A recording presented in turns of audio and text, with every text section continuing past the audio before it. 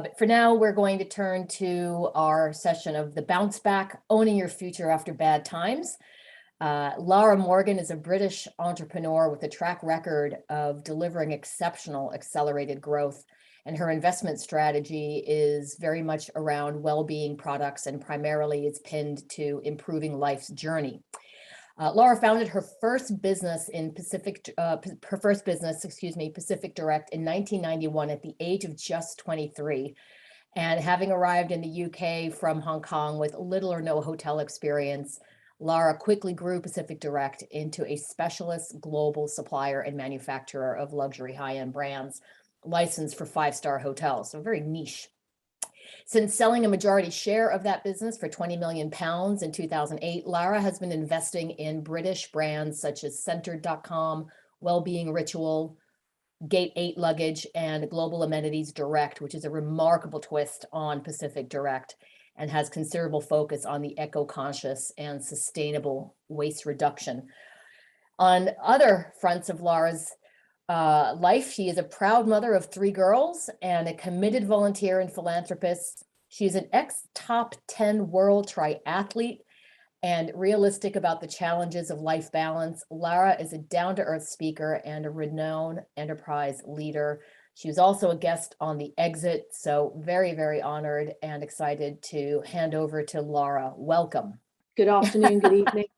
Welcome, hello, Lara. everybody. It's end of day for me. I'm in London, so forgive me if that was a bit loose and easy. I'm going to use the time hopefully really productively, and I hope to share some of the scars and battles, so we'll get straight into it. I'm not going to have slides.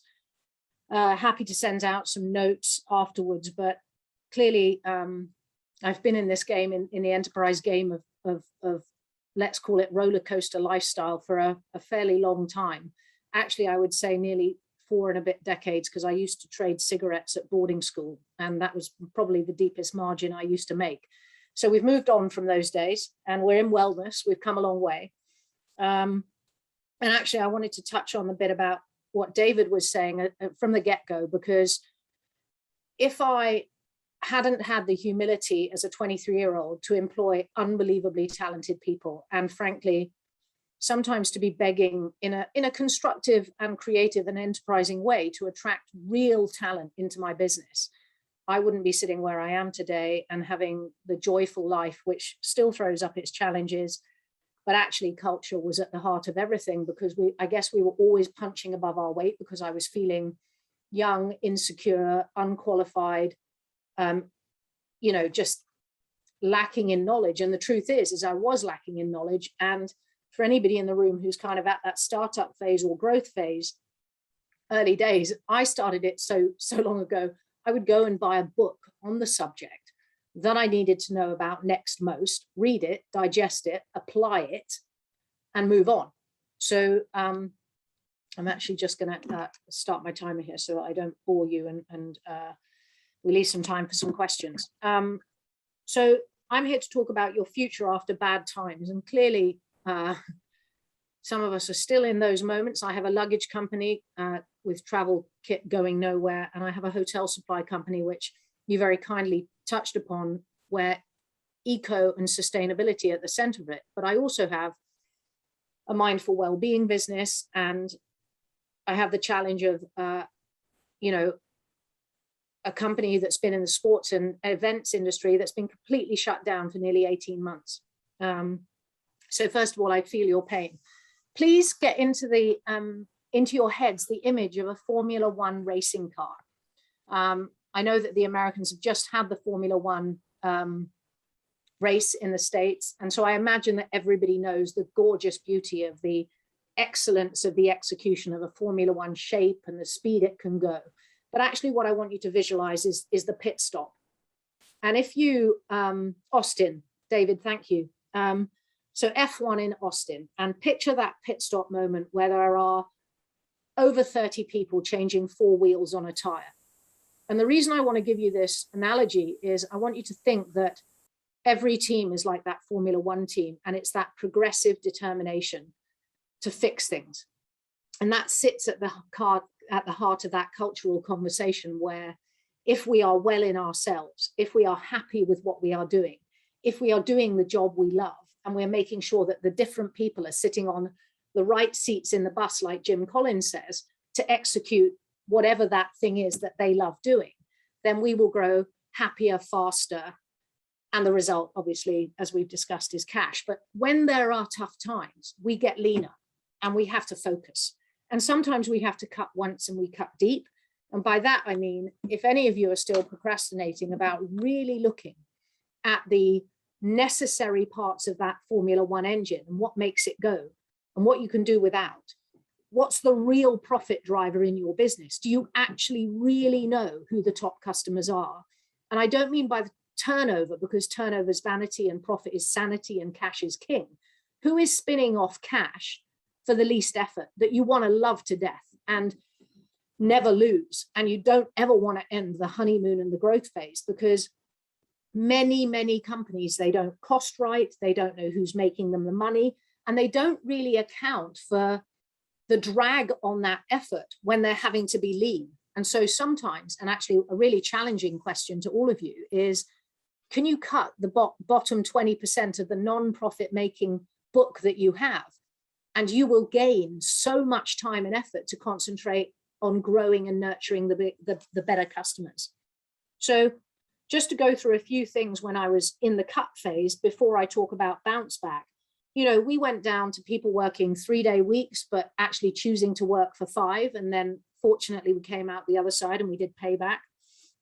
We really embedded the everybody's a salesperson message. And that means that, you know, whether if you're in the accounts team, you know, you may not be a born salesperson, and I may not be asking you to front up sales, but I am asking you to give me data, because data is power, and data allows salespeople to focus on the right stuff. So that also led to analyzing the income and analyzing the sales results and analyzing them by profit priority. So I hope that's helpful, because we need to cost with care, and we really need to allocate genuine cost. As an example, we had a Middle Eastern sales guy who genuinely thought he was the bee's knees, but truthfully, when you looked at the size of the hospitality market and the amount of hotels we could sell to, he was actually punching below weight and dragging a lot of admin on the business because he wasn't playing by the rules. And by that, I mean basic CRM, standard operating procedures, promises that we could meet without having to go the extra mile. So anybody that's breaking the rules, stop the rule breaking. There has to be system and process. And particularly in that maturing phase, when you're going from kind of startup, ugly, scrappy, doing it all, to a growing business when you're maturing, and gradually you have to get more serious about more professionals in roles as opposed to juggling too much. I am going quickly, by the way, but I'm absolutely sure that people on this call can handle and learn pretty quickly. And actually that brings me to my next point, which is you allocate time according to your profit priority. And actually along the way, you want to educate and you want to have people shadowing you so that the whole organization is stepping up and stepping out in what they're doing. Meaning you scare your people from sometimes in a comfy, cuddly kind of still scary way. But actually, I've never met people that don't like to be challenged, and when they're guided and they feel they've got someone they can fall back on, that pushing someone outside their comfort zone should be built into your culture. And we used to have this saying, which was, and of course you know it, which is the only constant is change. And if you don't build that into your culture, you won't bounce back. Customer service, like Bezos, but actually like any great business, put your customer at the heart of your journey. Have a retention outlook. Understand why a customer stops ordering. Have you looked at your order book and understood where the drop-off is? Well, why is that drop-off happening? And is there something you can do about it? Or is there actually something you need to do about your product or your service to rectify the drop-off? I have one company like that at the moment. Nobody's perfect. We used to circulate the sales results against targets.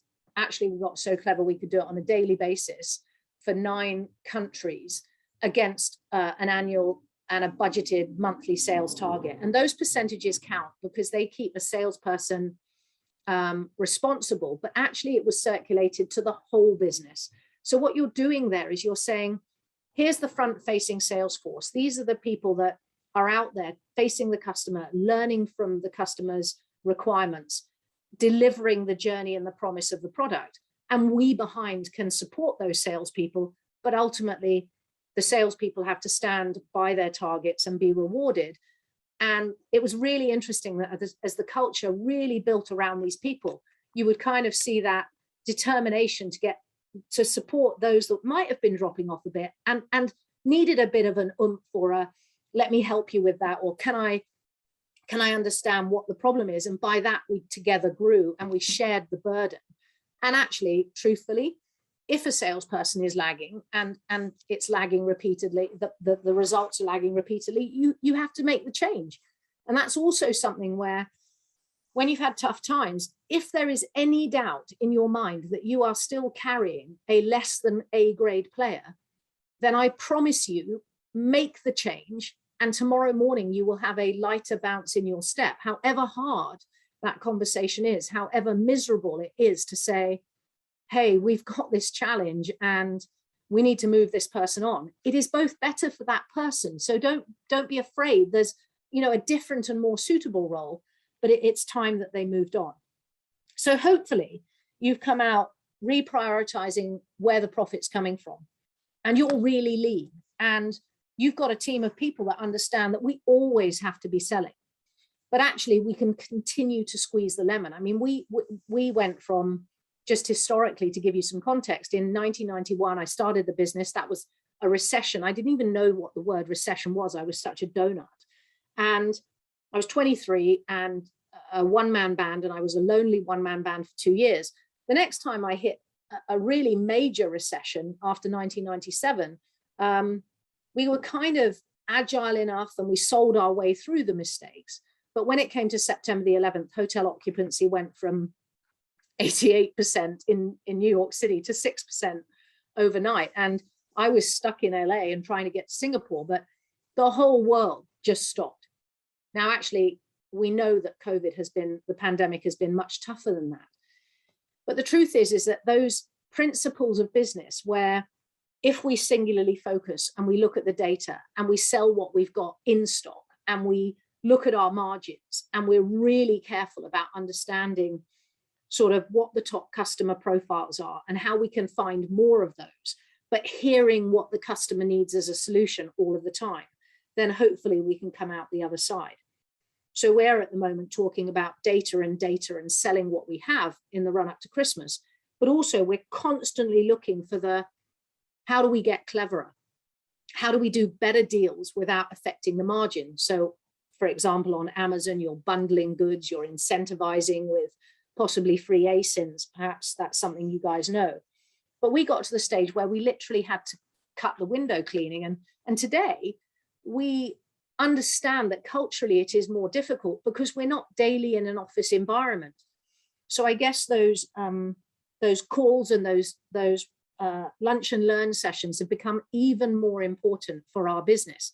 When is the cadence of meetings that makes communication successful?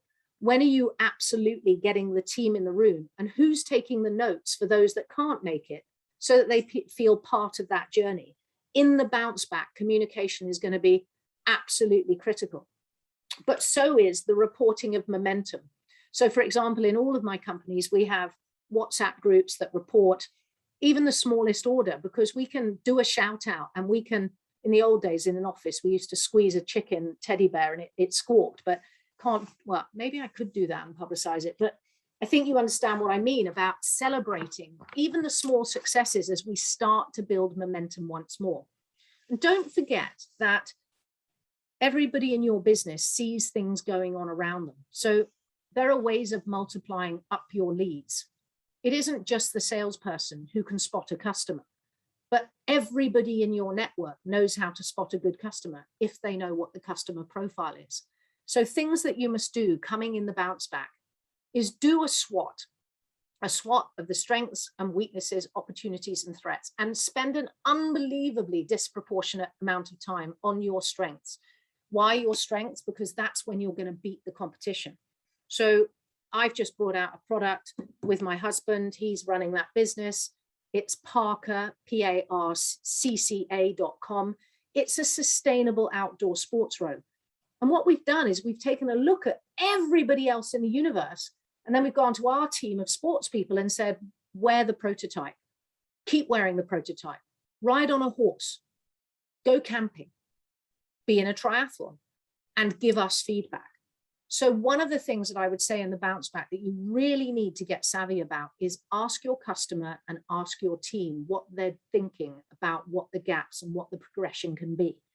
And gather round and have no fear that you should look for what should we celebrate, what's not so good, and what can we do better. And actually, let's finish on the positive. And in Britain, we call that the shit sandwich. But I imagine, knowing all good things business, that it started in America. Keep training. When we bounce back, there's often been a really horrendous period of hard work and change. And more now than ever, we need to be training. But you don't need to spend a huge amount of money. We have a lady at Pacific who was both barking mad and a brilliant genius on Excel. Her name was Carol Fake, and she would do lunchtime learning sessions with Excel, because commercially, your people need to know where the profit is coming from.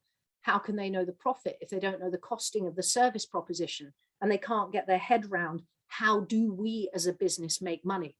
And I think that transparency and that trust with culture is really important for you to accept that it is a team effort. And thereby, when you are in this bounce back phase, you need to rekindle those role descriptions and align those to key performance indicators in a pretty traditional business way. Because if people don't know what they're there to do, if they don't know what they're spending a disproportionate amount of their time doing, and they don't know what they're going to be rewarded for, then you're not going to get what you expect. And by the way, I would delegate that to a professional HR person. 80% of the work can be filled in between the individual and your people person. And then the management and the leadership are not completely distracted. And then you top and tail it, you have a conversation, you rev up the individual, and you get going. So that's another, I think, bounce back tip.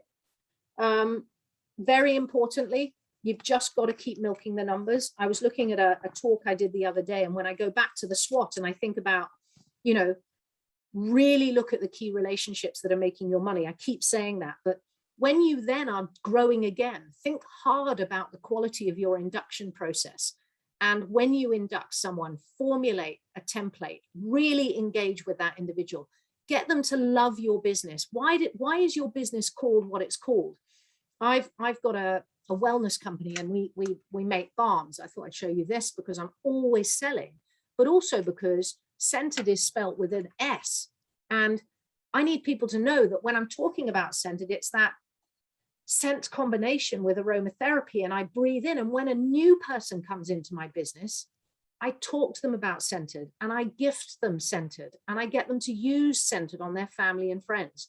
What do you do to induct and make a new member of your team passionate about your goals and aims? Do you share your vision? It's important that you do this stuff. Have you got a staff handbook? Do you play by those rules? And are you open to suggestions? So you need to be in the best shape and stay in the best shape. That also includes you.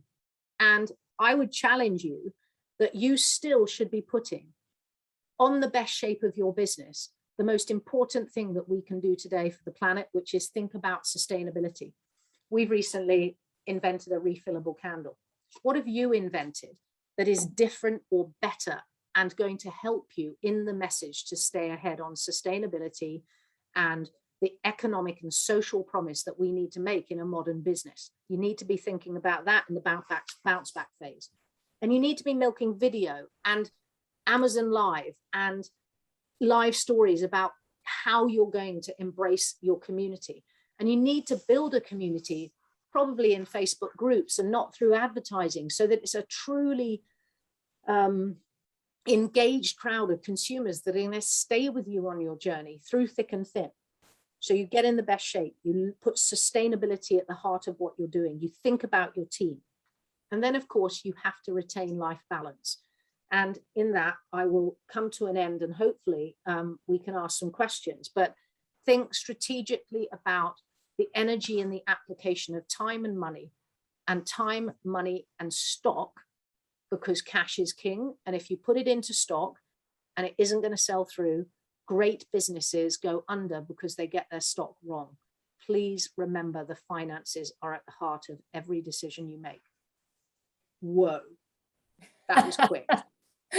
You packed a lot in there, Lara. Thank you so much. There's just a lot of different points to start with on the questions front, but I'm going to go back to something you said earlier in your session around, everybody in the business is a salesperson, whether that be someone in finance who was, ostensibly back office, to those who are in the front office, which really speaks to the brand. And I'd love to learn a little bit more about how do you instill in your workforce this sense of we're all the vanguards of the brand? How does someone in finance kind of ingest that and become as much of a brand ambassador as someone who is frontline sales? So, I mean, first of all, great question, because actually I stupidly forgot to mention this, but actually we need to recruit for success. Something David didn't say is, I will guarantee you he can spot a Thrasio person from a mile, by which I mean culturally. We kind of have a heart that says, what is our style? What is our attitude? What are our values? And when we recruit, we rather ignorantly sometimes leave out the really sensible questions, that are the more intuitive questions that get to know the person. And so when we're recruiting, we want to get someone to respond and prove that they have that intuition that is part of our club, part of our culture. So we're agonizingly annoying on recruitment, but we want people that can respond to a customer complaint in the right way. And we want them to do it naturally. And a friend of mine once taught me that the only training we need to do in customer service is, would your granny like it? Would your grandmother like the way you're treated, right? And if your staff from any position in your business have the freedom to make decisions knowing that their grandmother would approve, they'll never let you down, right? That's all because that kind of feeling of, we know when granny wouldn't like it, right? So I think the recruitment thing is the answer to the question about, you get that right by building it from the ground up. And I was lucky. Right, I was just ridiculously lucky. And then I learned to ask better questions. So a salesperson, if I'm recruiting a salesperson, I actually always talk about sports. I want somebody who's competitive. I want somebody who accepts targets and likes, organization. And that sports person has lots of qualities around, how that links into a sales behavior. So I think there's things that you can build into your recruitment process that will give you better clarity on, have you got the right person for the job? Good insights there for the key, those not gotcha questions, but just the insightful questions that help you glean that part of a person's character. The other piece that I was intrigued by was cutting off that 20%, that bottom 20% of your customer base, and you will be freed up to focus on other more profitable endeavors for the business. Is there a particular, maybe not naming names, but you have to fire customers?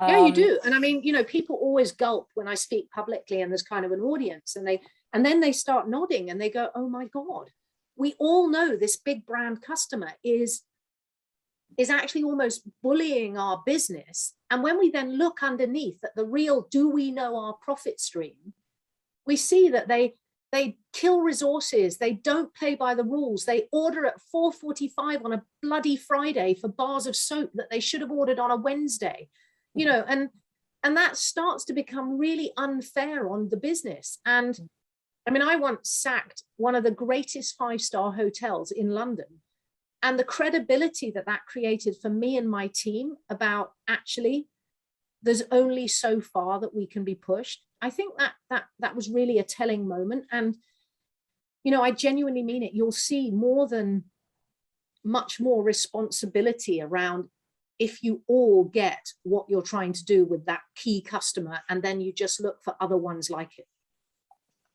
And that's very hard to do. And I think that's a lesson that applies to any size business, especially that smaller entrepreneur who might feel that they need every customer at all costs in order to thrive, when you're saying, learn to say no more than yes. And I hate to say it, but, transparently, I think we say too much yes and not enough no. And And yes, of course, the selectivity is painful, and sometimes the decision-making period is longer, but you've got to have vision on your finance to know that you don't need to make that desperate decision. And that's how you should plan your growth. Lara, we're running a little over time, and so I have to unfortunately say thank you at this point. But to everybody, please listen to Lara on the Exit podcast.